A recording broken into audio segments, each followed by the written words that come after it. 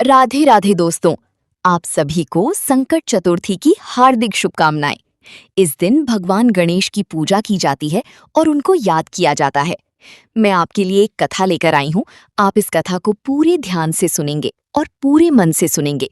भगवान गणेश आपकी हर मनोकामना पूरी करेंगे और आपको जीवन में बहुत सफलता देंगे। आपको ये कथा बहुत से लोगों को शेयर भी करना है ताकि और लोग भी ये कथा सुनें और भगवान गणेश उनकी भी प्रार्थना सुन सकें। चलिए कथा शुरू करते हैं।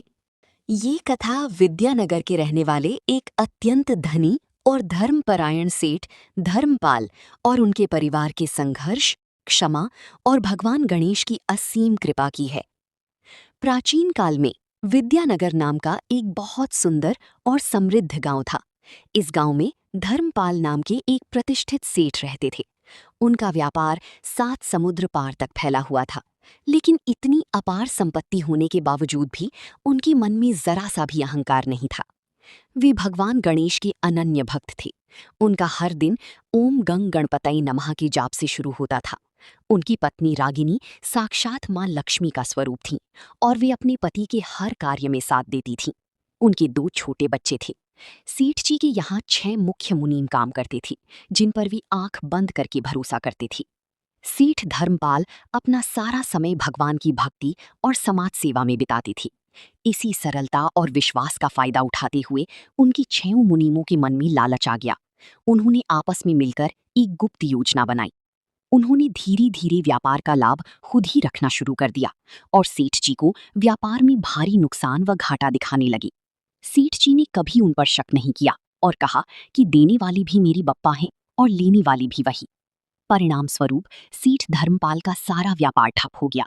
एक एक करके सारे मुनीम काम छोड़कर चले गए और लेनदार उनकी हवेली पर आकर हंगामा करने लगे।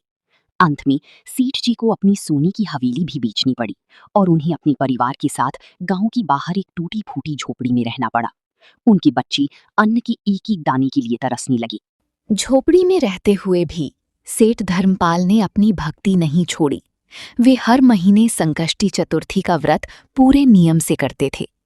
एक समय ऐसा आया जब उनकी छोटी बेटी भूख और प्यास से निढाल हो गई। उस दिन संकष्टी चतुर्थी थी। सेठ धर्मपाल ने एक टूटे हुए दिए की लौ के सामने बैठकर भगवान गणेश से करुण पुकार लगाई और कहा कि यदि मेरी कोई भूल हो तो मुझे सजा दें, लेकिन मेरे बच्चों को इस कष्ट से बचाएं। दूसरी ओर मुनीमों द्वारा कमाई गई बेईमानी के धन से उनके घरों में शांति छिन गई। सबसे बड़े मुनीम का इकलौता पुत्र रहस्यमयी बीमारी की चपेट में आ गया। बाद में एक तेजस्वी साधु महात्मा ने उन्हें अपनी गलती का एहसास कराया।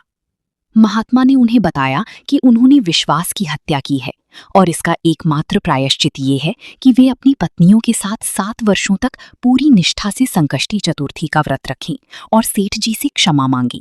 7 वर्षों तक मुनीमों ने बहुत कठिन परिश्रम किया और ईमानदारी की कमाई को एक मटके में जमा किया। 7वें वर्ष की संकष्टी चतुर्थी के दिन वे 6 मुनीम अपनी पत्नियों के साथ फटे पुरानी लेकिन साफ कपड़ों में सेठ जी की झोपड़ी पर पहुंचे। उन्होंने सेठ जी के चरणों में गिरकर रो रो कर अपने पापों की क्षमा मांगी।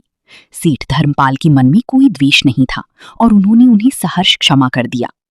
उसी रात भगवान गणेश ने सेठ जी को स्वप्न में दर्शन देकर उनकी परीक्षा समाप्त होने का आशीर्वाद दिया। अगले दिन से सेठ जी का व्यापार फिर से चमकने लगा। उन्होंने मुनीमों को उनके पश्चाताप के धन के साथ अपने व्यापार में भागीदार बना लिया। विद्यानगर में भगवान गणेश का एक बहुत भव्य मंदिर बनवाया गया और साथ ही एक विशाल अन्नपूर्णा भवन की स्थापना की गई, जहां कोई भी भूखा नहीं सोता था। बाद में जब संकष्टी चतुर्थी का 7 वर्षीय व्रत पूर्ण हुआ, तब सेठ धर्मपाल ने सभी के सामने मुनीमों को अपने व्यापार का हिस्सेदार घोषित किया। ये कथा हमें सिखाती है कि चाहे परिस्थितियां कितनी भी विकट क्यों ना हो, भगवान पर अटूट विश्वास हमेशा हमारी रक्षा करता है।